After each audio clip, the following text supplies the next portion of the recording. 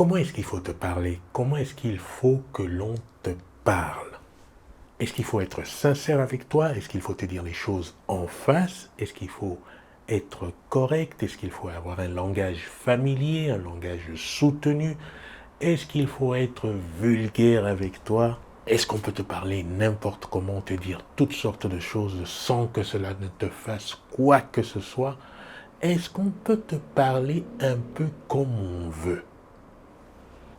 Bonjour, je suis Jean-Serge Moulumba, votre hôte de ce podcast dédié à vos relations plus épanouies. Si vous n'êtes pas encore abonné à la chaîne, tâchez de le faire dès à présent. Tâchez également de liker, de partager ce contenu autour de vous, car cela m'aide semaine après semaine à construire plus de valeur pour vous. Je discutais l'autre jour avec un partenaire d'entraînement au jiu-jitsu brésilien et tout d'un coup, il m'a posé la question, mais Serge, qu'est-ce que c'est la transférence? Et là, c'était un grand moment d'inspiration parce que finalement, cette notion de transférence est quelque chose que nous utilisons dans le quotidien.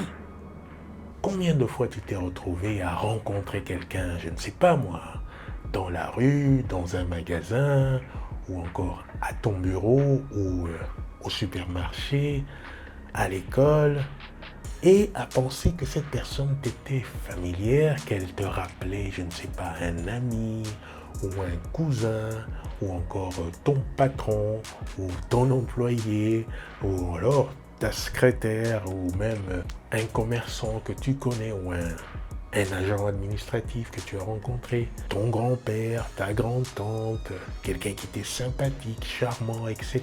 Cette façon spontanée de se projeter parce qu'il y a quelqu'un qui nous rappelle une autre personne familière, alors on la prend, ne serait-ce que pour quelques secondes, pour cette personne qu'elle n'est pas.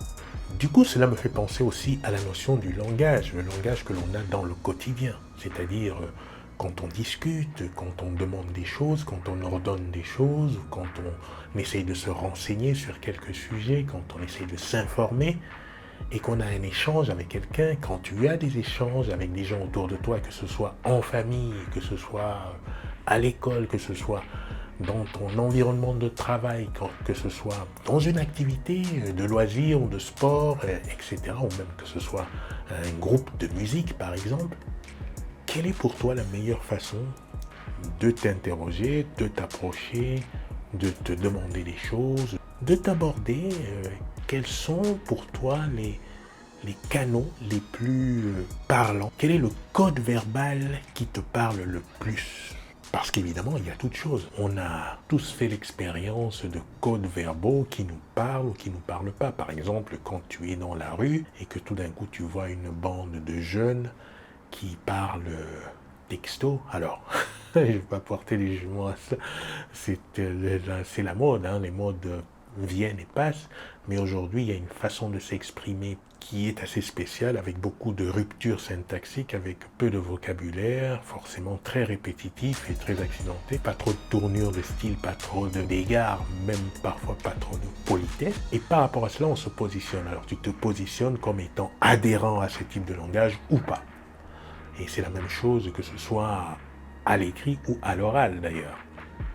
Alors ce que tu demandes pour les autres, c'est-à-dire la façon que tu voudrais qu'on t'adresse la parole ou qu'on te parle, est forcément lié à un code de valeurs que tu as internalisé, soit depuis tout petit. Imagine par exemple si tu as été dans une famille où l'autorité était très forte, c'est-à-dire que tu devais respecter absolument les personnes les plus âgées, les parents, etc., sans ton mot à dire. Ou si, au contraire, tu as été une sorte d'enfant roi qui pouvait tout dire et son contraire sans qu'il n'y ait quelque problème que ce soit tu seras pour une certaine approche peut-être autoritaire, soit tu seras complètement à l'opposé de cette approche, soit tu seras pour cette approche plus libertaire et soit tu seras à l'opposé de cette approche. Puis tu peux aussi trouver quelque chose au milieu de ce spectre.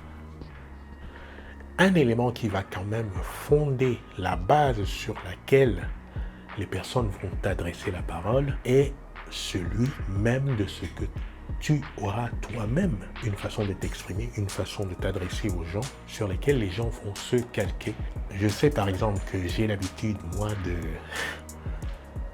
de parler toujours avec un langage assez ordonné, assez diversifié, assez étoffé, et que quand je me mets donc dans une conversation, de façon instinctive, les personnes qui ont l'habitude, par exemple, de parler de façon assez libre et qui ne construisent pas leurs phrases, etc., se mettent instinctivement à exprimer leurs idées de façon beaucoup plus riche, beaucoup plus étoffée, beaucoup plus châtiée. Et même avec le temps, on les entend de moins en moins prononcer des jurons, etc. Bon, ça c'est mon style. C'est vrai que j'ai tendance à préférer un langage clair, un langage simple, mais aussi un langage qui soit esthétique, accessible. De fait, donc, je donne le ton de ce que je préfère, moi, avoir comme manière de parler. Lorsque tu te retrouves avec une ou plusieurs personnes en conversation, il y a deux choses qui vont entrer en jeu.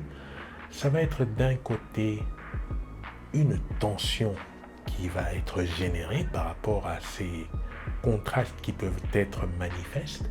Si vous appartenez tous au même code langagier, la tension ne se fera pas. Par contre, si toi, par exemple, tu favorises un langage soutenu, châtié, simple mais soutenu, et que de l'autre côté, les personnes sont beaucoup plus simplistes et beaucoup plus globalisantes, avec des structures plus familières, etc., il va se générer une tension. De cette tension, il y aura un besoin de résolution. Alors, suivant les statuts des uns et des autres, c'est-à-dire que s'il y a une hiérarchie entre vous, les plus petits vont adopter le parler des plus grands en termes de statut pour pouvoir harmoniser et créer des harmonies dans la conversation.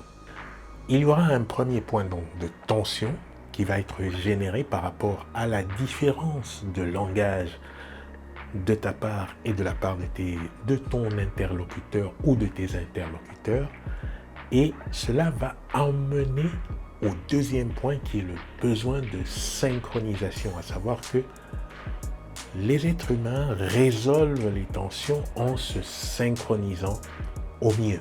Donc tu as toi ton code de valeur, tu as ta façon de t'exprimer, tu as ton langage qui est souvent utilisé dans ton quotidien.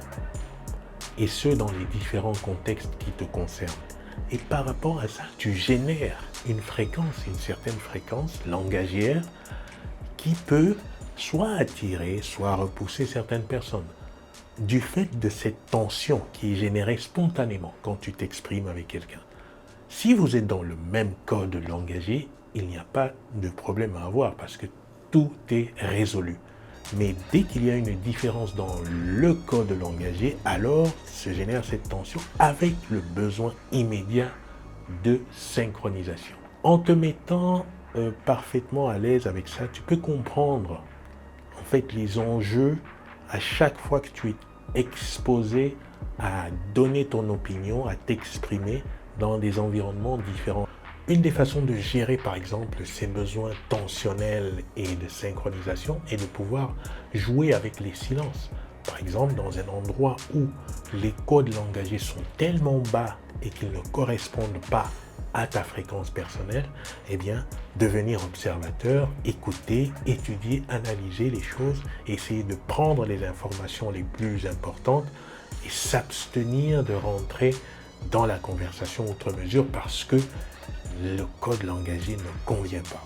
Si tu veux que l'on te parle d'une certaine façon, avec une certaine éthique, avec de la considération, avec du respect, qu'on mette des formes, qu'on place de l'emphase, qu'on te parle sincèrement, qu'on te parle clairement, qu'on te parle avec authenticité, qu'on te donne des choses avec lumière, avec grandeur, mais aussi avec force, c'est aussi parce que tu démontres que toi, à ton niveau, tu peux parler aux personnes de cette façon-là.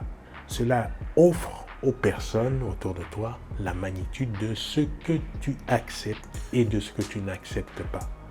aussi bien pour toi que pour les autres.